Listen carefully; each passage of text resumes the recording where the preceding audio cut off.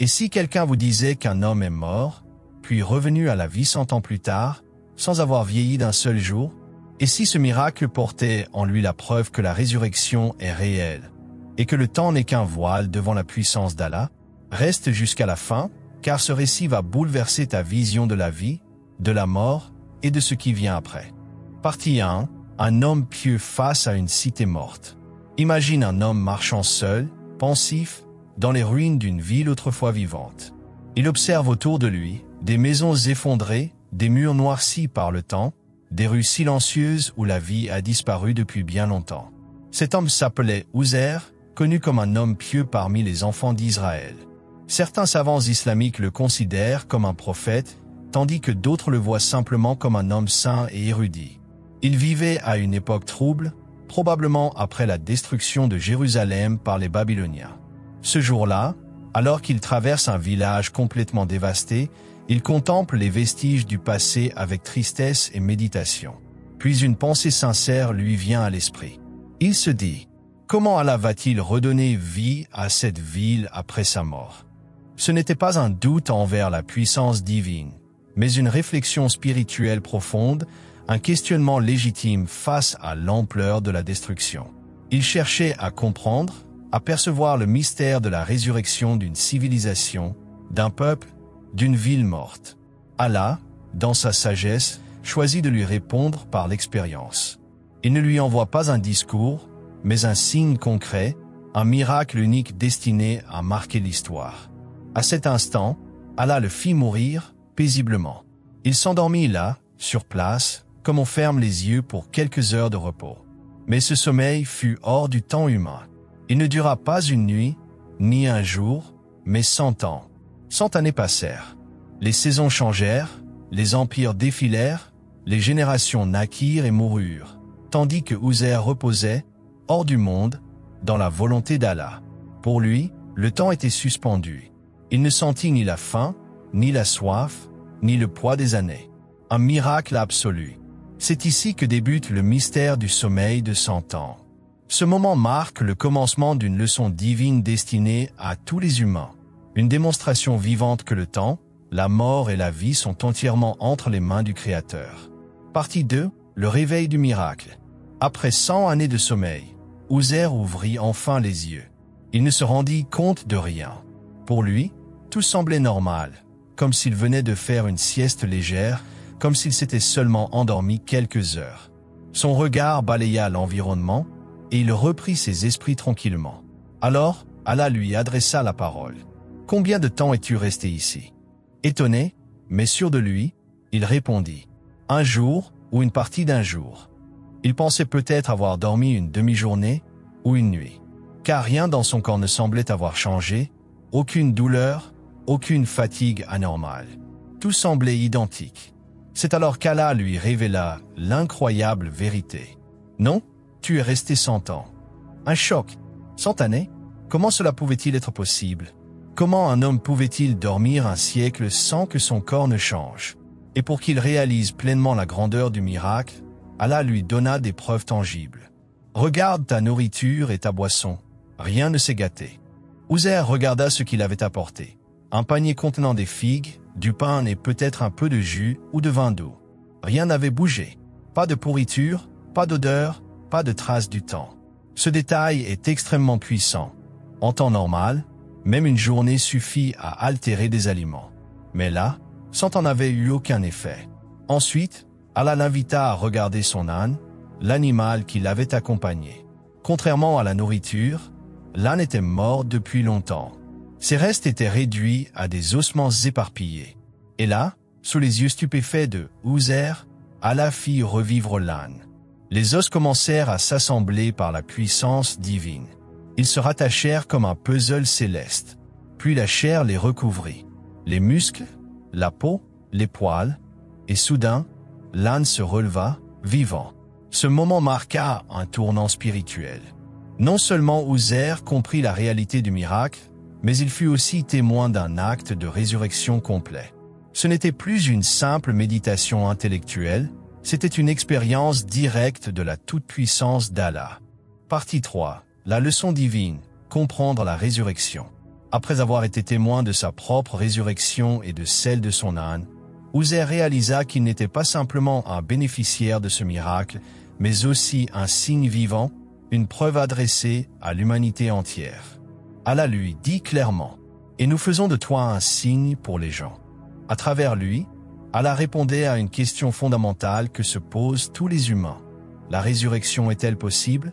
Peut-on réellement revenir à la vie après la mort, après la décomposition, après que les corps soient réduits à poussière? Ce miracle était donc bien plus qu'un événement personnel. C'était une démonstration claire, visuelle, indiscutable. La mort n'est pas une barrière pour Allah. Quand il veut, il ordonne simplement. Soit. Et cela est. L'homme moderne, tout comme l'homme ancien, peine à croire ce qu'il ne peut observer. On croit en ce que l'on voit, ce que l'on mesure, ce que l'on touche. Mais Allah, dans sa miséricorde, a donné à l'humanité plusieurs signes concrets dans l'histoire, et l'histoire de Uzair en est un éclatant. Uzair fut donc ressuscité dans le même état physique que lorsqu'il s'était endormi. Il n'avait pas vieilli, ni changé. Pourtant, un siècle s'était écoulé. C'est une leçon sur la relativité du temps. Ce que nous percevons comme long ou court n'est qu'une illusion face à la réalité divine. C'est aussi une leçon sur la puissance d'Allah. Rien ne lui échappe. Le passé, le futur, la vie, la mort, le visible comme l'invisible, tout est entre ses mains. Et à la fin de cette expérience, Uzair, profondément ému et conscient de ce qu'il venait de vivre, s'écria avec conviction. « Je sais maintenant qu'Allah est capable de toutes choses. » Cette parole n'est pas simplement une déclaration de foi. C'est le fruit d'une expérience personnelle du miracle, un témoignage de la puissance absolue de Dieu sur la vie, la mort et le temps. Partie 4, Uzair et la Torah oubliée. Lorsqu'Uzair revint dans sa ville natale après son réveil miraculeux, il découvrit un monde transformé. Les gens qu'il avait connus avaient disparu depuis longtemps, et les générations présentes ne le reconnaissaient pas. Pourtant, il retrouvait les lieux, les chemins, les collines, mais tout avait changé. Le Coran ne détaille pas cette partie, mais certains tafsirs, exégèses, rapportent que la Torah avait été oubliée par les enfants d'Israël pendant cette période d'exil et de chaos. Après la destruction de Jérusalem par Nabuchodonosor, les textes sacrés furent perdus, brûlés ou dispersés. Le peuple était spirituellement déboussolé. C'est là que le rôle de Uzair devient encore plus marquant. Allah lui aurait permis de retenir la Torah dans sa mémoire. Lorsqu'il revint, il la récita entièrement, avec précision, comme une révélation retrouvée. Les gens furent stupéfaits, aucun homme de leur époque n'avait une telle connaissance de la loi. Cette transmission miraculeuse fit de lui un personnage extraordinaire, au point que certains juifs commencèrent à dire « Uzair est le fils de Dieu ». Cette parole est mentionnée dans le Coran, Surat At-Tawbah, 9 verset 30, est fortement condamnée, car elle constitue un égarement grave. En islam, nul ne partage la divinité avec Allah.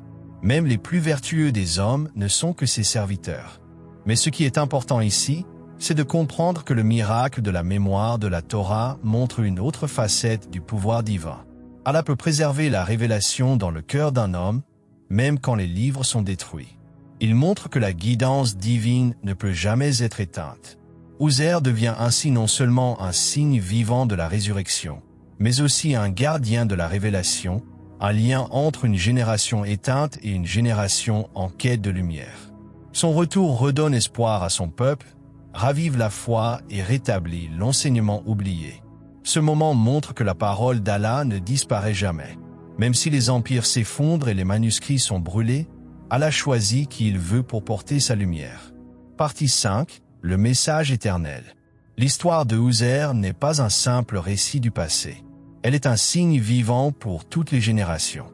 Elle parle à nos cœurs, à notre raison et à notre foi. Elle nous interpelle sur 3 questions essentielles. Le temps, qui le contrôle vraiment? La mort, est-ce une fin ou une transition? La résurrection, est-elle possible? À travers ce miracle, Allah nous enseigne que le temps ne limite pas sa puissance. Ce que nous considérons comme long ou impossible est, pour lui, aussi facile que de prononcer le mot « soit ». En une parole, il donne la vie. En une volonté, il rend possible l'impossible. Le prophète Uzair, en dormant 100 ans, devient un modèle de foi silencieuse. Il n'a pas cherché à contester, ni à fuir. Il s'est abandonné à la sagesse divine, et à son réveil, il n'a pas douté. Il a accepté le miracle, il l'a observé, il l'a compris, puis il a témoigné. Sa réaction est humble et puissante à la fois. Je sais qu'Allah est capable de toutes choses. Ce récit nous rappelle que la foi ne se limite pas aux prières et aux rites, mais aussi à notre manière de penser, de faire confiance à Allah, même lorsque les choses nous semblent absurdes ou irréalisables. Dans notre monde moderne, où tout est mesuré, calculé, vérifié, l'histoire de Uzair vient briser les limites de la raison humaine. Elle nous invite à reconnaître l'invisible, à croire au-delà du tangible, à avoir confiance dans la promesse divine de la résurrection. Le Coran regorge de récits semblables, de la caverne des jeunes gens, Ashab al-Kahf, à la création d'Adam, ou encore à la revivification des morts par Jésus. Tous ces signes ne sont pas là pour étonner, mais pour nous guider vers une certitude plus profonde.